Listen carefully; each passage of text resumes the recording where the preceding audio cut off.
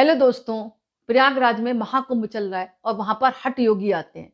और हठ योगी क्यों कहलाते हैं पहले तो मैं ये बताऊँगी। दोस्तों हठ योगी का मतलब है कोई भी चीज़ की प्रतिज्ञा कर लेना और उसके पीछे पड़ जाना जब तक वो चीज़ आपको प्राप्त ना हो जाए। इसीलिए हठ योग का मतलब है वो एक प्रकार का ऐसा योग मतलब एक प्रकार की प्रतिज्ञा ले लेते हैं कुछ समय के लिए कि हम इस तरह से रहेंगे और हमें जो है ईश्वर के प्रति मतलब वो भाव दिखाते हैं। या तो ईश्वर हमें दिखाई दे या हमारे जो मन के विचार है वो ईश्वर जैसे हो जाएँ। तो साधु संत तो आते ही आते हैं, उनकी अपनी अलग प्रतिज्ञा होती है, लेकिन साधु संतों के बीच एक आते हैं हठ योगी, जो बहुत कठिन तपस्या के बाद बनते हैं। हठ योगी कहने का मतलब है अभी प्रयागराज में आपको बहुत सारे हठ योग वाले मतलब साधु संत दिखेंगे। अब हठ योग में क्या है कोई-कोई तो अपना हाथ ऊपर करके खड़ा है या किसी ने प्रतिज्ञा ली कि एक पैर पर खड़ा रहेगा या किसी ने प्रतिज्ञा किया कि अन्न को त्याग देगा, कोई जल को त्याग देता है, यानी अनेकों मतलब कहते हैं ना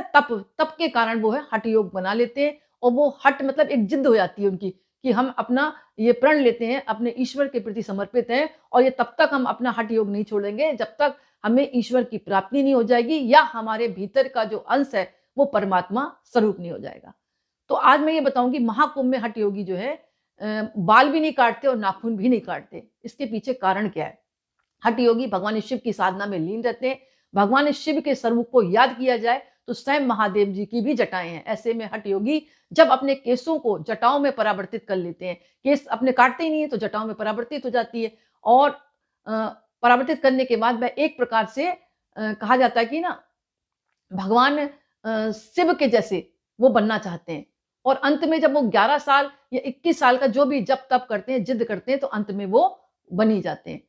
और एक कारण और है, मैं आपको ये बताऊँ जब भी आप इस तरह के संत देखें, तो उनको हृदय से नमन करें, दिखावे के लिए नहीं कि अगर वो हाथ ऊपर करके खड़े हैं, तो आप हँसने लगे, नहीं आपको पाप लगेगा क्योंकि वो हठ योग है, हठ योग साधारण नहीं होता है, घोर तपस्या के बाद होता है और घोर तपस्या के बाद भी वो एक जैसे प्रण पूरा हो जाता है तो फिर दूसरा प्रण लेते हैं कि हम आजीवन मतलब अन्न का त्याग करते हैं या आजीवन जो है